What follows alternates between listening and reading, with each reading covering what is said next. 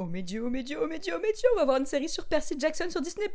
Enfin une série sur la mythologie grecque qui se prend pas au sérieux avec tout plein de références subtiles pour les fans mais aussi très abordable pour les enfants avec un humour décalé et des personnages attachants et... Attendez, mais ça existe pas déjà ça ?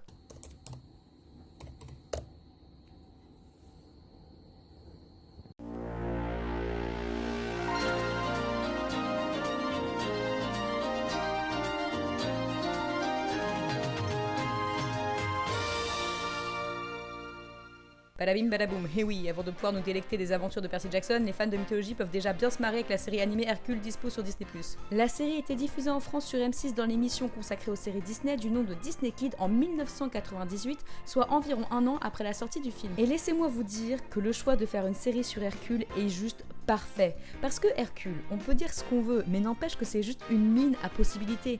Avec un univers aussi vaste que la mythologie grecque, il y a de quoi faire, et même si le film n'a pas connu un succès énorme, c'est vrai que c'est vachement plus pertinent d'en faire une série qu'un gros succès comme La Belle et la Bête ou Le Roi Lion par exemple. La série se passe donc pendant l'entraînement de Hercule en tant que héros, et vous voyez la chanson de Phil dans le film ? Bah voilà, toute la série se passe pendant cette chanson. Donc en fait en soi, si vous voulez expérimenter la série avec son plein potentiel, faudrait que vous écoutiez la chanson en bruit de fond pendant les 65 épisodes. Écoute tonton Hadès, l'Asie mineure c'est un triste, quand on a connu l'Asie majeure c'est pitoyable. Je m'appelle Hadès, seigneur des enfers. Qui se fait sonner On se connaît. par connais tes le heures. gong. Un gagnant de trophée. Pas un catastrophé. Vous êtes clairement pas obligé de faire ça. Du coup, on suit les aventures d'un Hercule ado et on a donc droit à toutes les péripéties habituelles des séries avec des ados qui se passent dans un lycée. Sauf que là, l'ado en question, c'est le putain de fils de Zeus et que ça se passe dans l'univers de la mythologie grecque. Donc quand Hercule veut organiser une fête pendant l'absence de Phil, comme tout ado, et bah ça se transforme en énorme bacchanal avec Bacchus en guest star. Et quand il fait son stage de 3ème en entreprise, et bah il le fait en tant que conducteur du char d'Apollon grâce au piston de papa. Et quand quelqu'un meurt, c'est pas trop grave, un petit tour aux enfers et c'est réglé. Sérieux, je sais pas combien de fois Icare, le pote d'Hercule, meurt dans cette série. Et honnêtement, j'aurais pas été contre qu'il reste mort.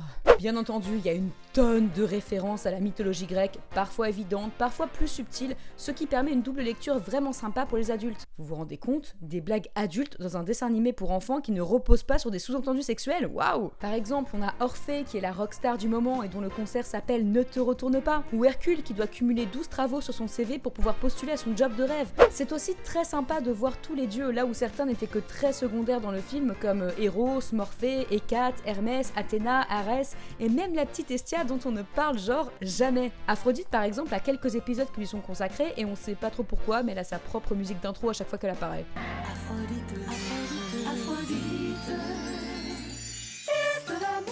J'ai personnellement un faible pour Hermès qui est parfait en tonton cool mais irresponsable. Yeah, bitch.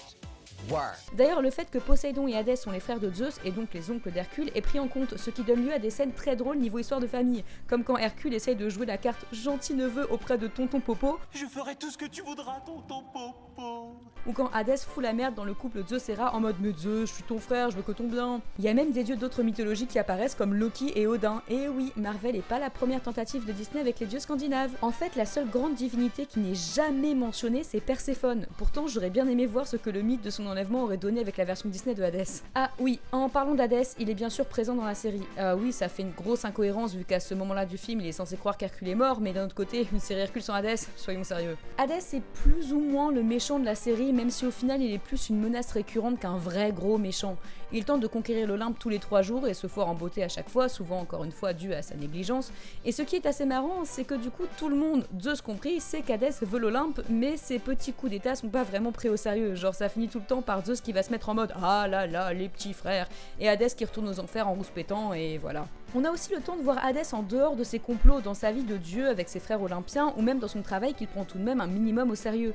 Du coup, ça en fait un personnage vraiment construit, pas juste le méchant. On partage ses peines, ses frustrations, son humour, et même un petit peu ses amours, vu qu'il a un petit crush sur Aphrodite. J'ai un béguin d'enfer pour la superbe Aphrodite. Oh là-haut, on baisse le gaz, ça chauffe. Oh, ça y est, ça me reprend. Pfiou.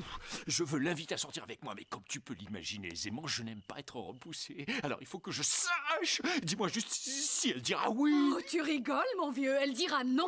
Elle m'a entendu. Alors question, est-ce que je me sens mortifié? Réponse, oui. Hadès mérite un arc de rédemption. Voilà, si le live action ne le fait pas, franchement, ce live action ne sert à rien. Je pense vraiment que tous ces éléments en font le méchant le mieux développé de Disney. À ma connaissance, c'est le seul dont on connaît aussi bien les facettes, y compris dans sa vie entre guillemets de tous les jours. Et si vous êtes fan d'Hadès, regardez la série, vous serez pas déçus. Bref, il y a une tonne à dire sur cette série tellement elle est fournie. L'humour est assez particulier pour un Disney étant donné que le personnage humoristique reste le dieu des enfers, il y a pas mal d'humour noir et le ton est très cynique de manière générale. Alors ce n'est peut-être pas fatal. Ainsi je peux être condamné à être beau ou à me marier pour de l'argent. Je vois Denis étendu, agonisant. Regardez les enfants, tous ces morts qui débarquent, c'est génial, c'est le bonheur. Les personnages parlent tous comme dans RuPaul Drag Race, du moins en anglais, donc il y a une vibe très sassy. Phil, chérie, écoute-moi bien. Il y a aussi beaucoup de blagues sur le monde des affaires à coups de start-up, de freelance, de benchmark, etc. qu'on comprend vraiment bien quand on a déjà un pied dans l'entreprise. Malgré le côté très absurde et décalé de la série, il y a aussi une petite morale à chaque épisode et ça va vraiment au-delà du simple « il faut être gentil » dont on a le droit dans la plupart des Disney. Il y a des épisodes qui parlent de consentement ou un autre où Hercule se trouve une passion pour la danse et doit prouver à Phil que c'est pas contradictoire avec son statut de héros, c'est-à-dire avec son statut de mec viril si on lit entre les lignes, ou encore un où Hercule rencontre Hippocrate, le premier docteur, et qu'il se rend compte qu'il existe différents types de héros.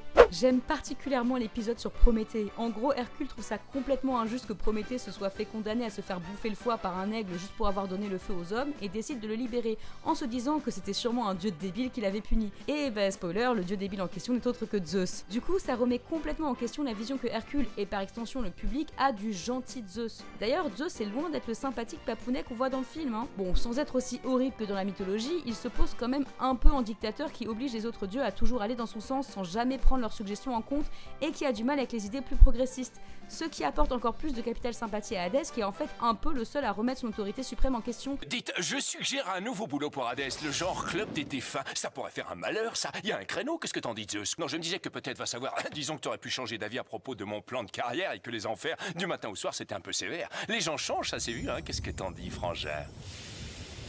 Laisse tomber, je ne change jamais d'avis. D'accord, essaie d'être un peu moins olympien. Bref, la série a peu de défauts à déceler, à part peut-être l'animation dégueulasse et les incohérences qui peuvent de toute façon être justifiées si on part du principe que les muses et Bernard c'est le nom du narrateur, nous racontent ce qu'ils veulent. Ce n'est pas très sympa d'interrompre notre concerto. Vous avez lu le scénario de cet épisode?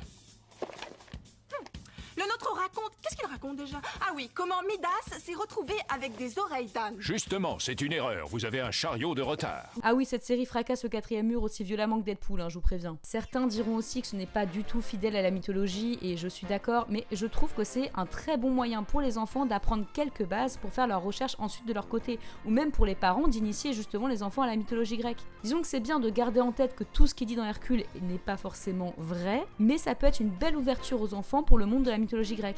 Et c'est bien la preuve que la mythologie grecque peut être autre chose que des films ultra épiques et dark avec des combats et des monstres et des guerres et tout ça. Ça peut aussi être super fun. J'ai l'impression de ne même pas avoir dit la moitié de ce qui fait de cette série un incontournable. Vous savez quoi? Le mieux, c'est de la regarder vous-même, que vous soyez fan de Hercule ou de mythologie grecque. Et on baisse le rideau, merci, on vous rappellera. Ah, et il y a aussi un crossover avec Aladdin. Voilà.